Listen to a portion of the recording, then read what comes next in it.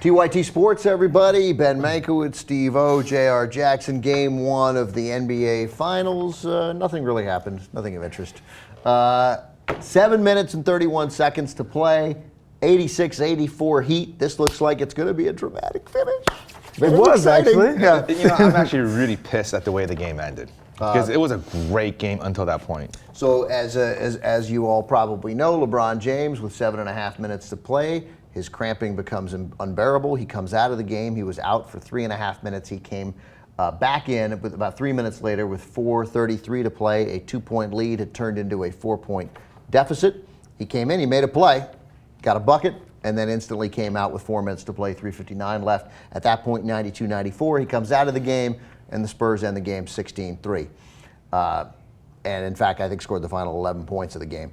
So even without LeBron, 99-95 with just over 2 minutes to play, Ray Allen had a contested look. He pumped, he didn't get the first shot off, and then that would have cut it to 1. But basically, LeBron leaves with cramps, and the game's over. Yeah. That's essentially the storyline. That's right. And what's annoying about it is that there's this crazy narrative that LeBron is soft, that he's weak, that he's not tough because he cramped. And I want to address that issue. Obviously, anyone who's ever played sports who had cramps understands you cannot just play through cramps. You just can't do it. I mean, I've played with broken bones, but I've never played with cramps because when you cramp up, you cannot move. But I just want to explain why LeBron is more susceptible to cramps than other people. It's because he's bigger, and it's your body's heating up. He's got more muscles. Yeah, and there's a surface area to volume ratio. When you're all muscle. Yeah. Is that true? You're in a better position, which would explain why I haven't cramped in years. Yeah. Yeah, it's like, someone explained it. It was one of those quick blurbs after it all happened. He said, when you have more lean muscle mass than other people, you have more muscle to cramp up, and therefore, when it is cramp, it really takes over the large part of your body. This is not a real problem for LeBron. It probably doesn't happen if the air conditioning doesn't break. And I mean, he's had cramps before, but not like this. Right, but that said, I presume when he had cramps before, it was probably a really hot arena. I don't know, but I mean, it's a fair point to make. And the air conditioning did break. It was at least 90 degrees on the floor there. Apparently, further up the arena, it wasn't that bad, but the floor was unbearable.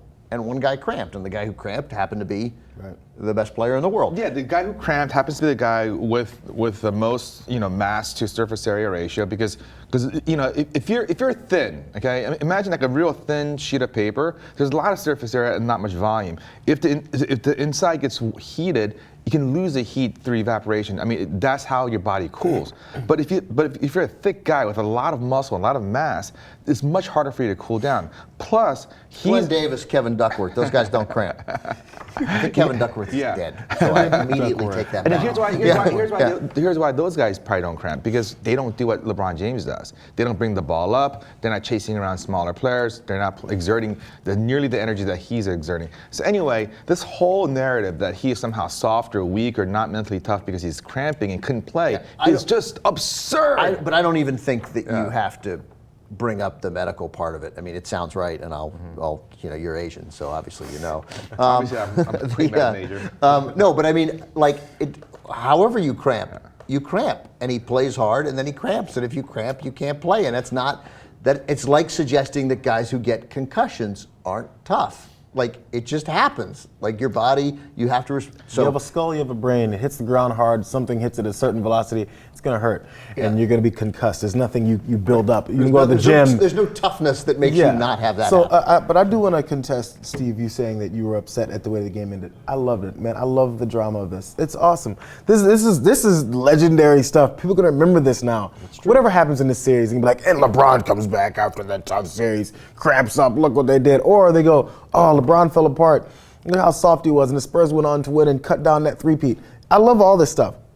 But the thing is they mentioned how they keep Miami's arena super cold because they know he cramps up. Right. So like this is a known thing. So I wonder, Did that air conditioning break? Yeah, Jeff Van Gundy talked about that too. He thought it was conspiracy, and you know, maybe it is, maybe it isn't. But you know, even if they did it on purpose, I don't even think it's necessarily a bad thing. Both teams have to play it. Look, you're Yeah. home. You want to keep it at a certain temperature. No, I don't think there's. Obviously, you can't have the air conditioning break. You can't. It shouldn't be 90 degrees. This is 2014. The fans are uncomfortable.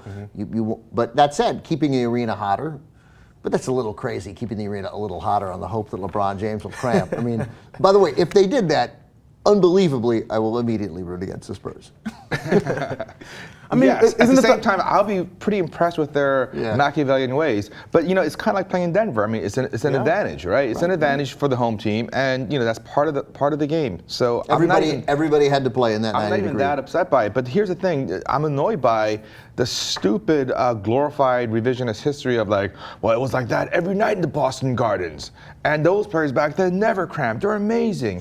You know what? Those games are sloppy too, and the Lakers played like shit in those games when it was extremely hot in the Boston Gardens. And you know what? Of course, they were players used to it. Players adjust. You know, I mean, so if you are a player in the '80s and you're used to like a lot of road travel and you're used to crappy conditions, then you adjust to it. If you're a player in 2014 without that, then you're not as used to it. And Tony Parker mentioned that it was like he always played without air conditioning in Europe, so he's used to this kind of heat. So. You know, this whole, love fest for the past and poo-pooing the present is ridiculous. Yeah, there's a headline on the Boston Globe, at least at boston.com, the website now. You know who didn't cramp in extreme heat? Larry Bird. Yeah, a lot of players didn't cramp. But Larry Bird also had like 24% body fat, so he was able to, sweat out more water without cramping. My favorite NBA Finals moments. Paul Pierce was carried off with that knee injury against the Lakers, came back a minute and a half later of game time, hopping out. I mean, they put him in a wheelchair. They carried him off. Yeah. It was very similar look.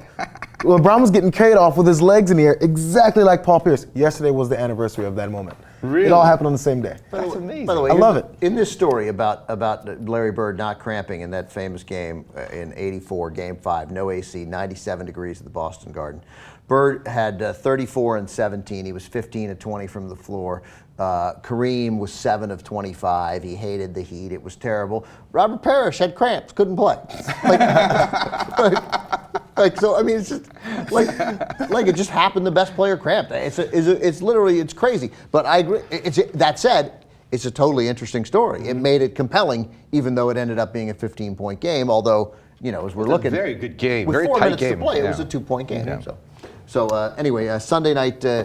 Game 2, obviously back in San Antonio. I haven't checked the weather there, but I presume it being June in Texas, probably going to be warm.